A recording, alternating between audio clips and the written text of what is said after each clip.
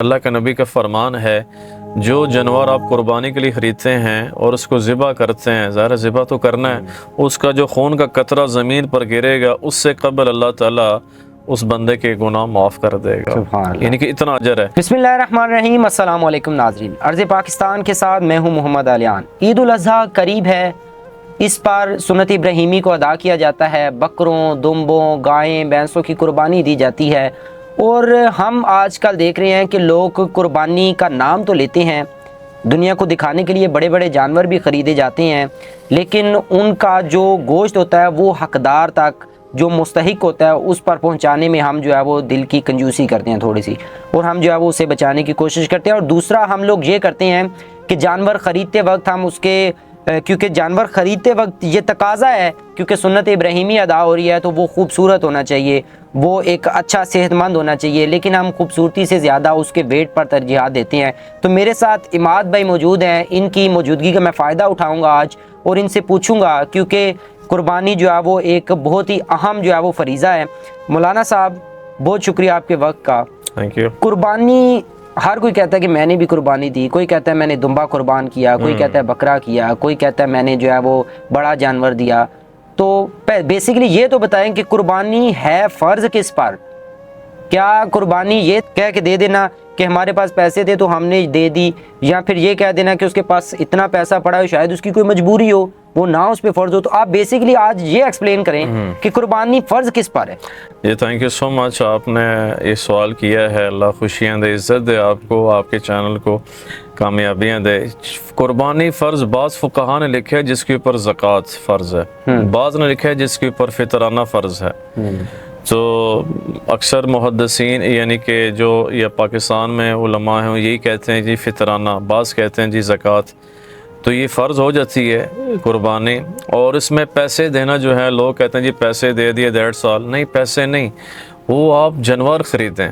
और अल्लाह के नबी का फ़रमान है, जो जानवर आप कुर्बानी के लिए ख़रीदते हैं और उसको ज़िबा करते हैं, ज़ाहिर ज़िबा तो करना है, उसका जो खून का कतरा ज़मीन पर गिरेगा उससे कबल अल्लाह ताला उस बंदे के गुनाह माफ़ कर देगा। यानी कि इतना अजर है। और आपको साथ वईद भी सुना दूँ, अल्लाह के नबी ने फरमाया, जो इस्तेदाद रखने के बावजूद कुर्बानी नहीं करता जानवर की, ये बहन भाई सुन लें, सारे भाई बहनें सुनेंगे, आप भी गौर से सुनिएगा मेरे भाइयों, कि अल्लाह के नबी के सख्त वईद है कि हमारी ईदगाह में ना आए, यानी कि जहाँ ईदगाह होती, जहाँ ईद की नमाज़ पढ़ी जाती है, ईद उल फितर हो वो तो छोटी ईद होती है, ईद उल अज़हा जो कुर्बानी वाली ईद है वो हमारी ईदगाह में ना आए, सख्त वईद है।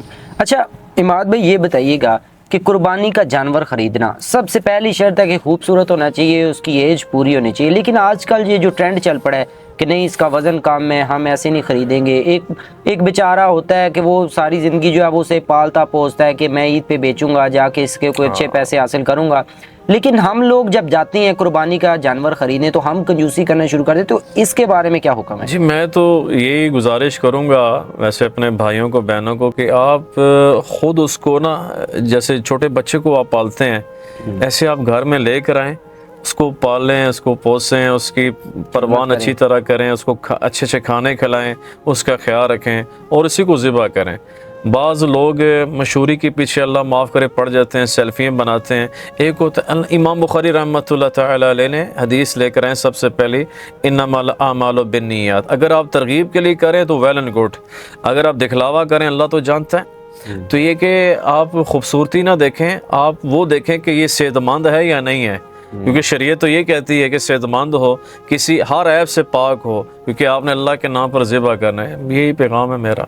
अच्छा, लास्टली मुझे ये बता दीजिएगा कि ये हम लोग कुर्बानी का बहुत बड़ा जानवर ले आते हैं, कोई शक नहीं कि वो खूबसूरत भी होता है, वो सब कुछ होता है, ठीक है, उसकी उम्र भी पूरी होती है, वो कुर्बान होने के लिए जो है वो ठीक होता है। लेकिन हम लोग जब उसको कुर्बान कर देते हैं तो उसका गोश्त मुस्तहिकीन में ना बांटना, अपने अपने फ्रीजर्स को जो है वो भर देना, इस पर क्या जुर्म है, कितनी सज़ा है इस पे? हो मैं तो ये कहूँगा, ये तो अल्लाह के यहाँ मुजरिम हैं जो मुस्तहिकीन तक नहीं पहुँचाते हैं, और अपने जो टी फ्रीज़र्स हैं वो भरे होते हैं गोश्त से, सारा साल ये गोश्त खाते रहते हैं, सारा साल पेट ख़राब हो जाते हैं। अल्लाह, मेरे नबी ने फरमाया सबसे बदतरीन बर्तन वो है जो उसका पेट है इंसान का, इसको भरो मत। और एक हदीस कुर्सी है, इब्ने आदम तुम्हें जिंदा रहने के लिए रोटी के चंद लुकमे ही काफ़ी हैं, तो उन तक पहुँचाएँ जो बेचारे सिसकते हैं गोश्त के लिए।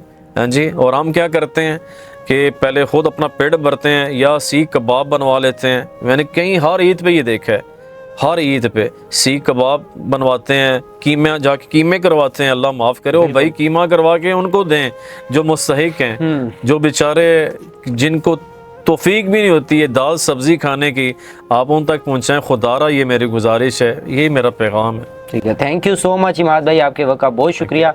नाज़रीन, कुर्बानी पर यही पैगाम देना चाहूँगा कि इस कुर्बानी पर, क्योंकि ये मुस्तहिकीन के लिए ज़रूरी है, बेशक वो लोग जो पूरा साल गोश्त को तरसे रहते हैं, वो बच्चे जिन्होंने कभी देखा नहीं, ये उनके लिए है। और सुन्नत इब्राहीमी अदा ही तब होगी जब आप उन मुस्तहिकीन का ख़ास ख्याल रखेंगे।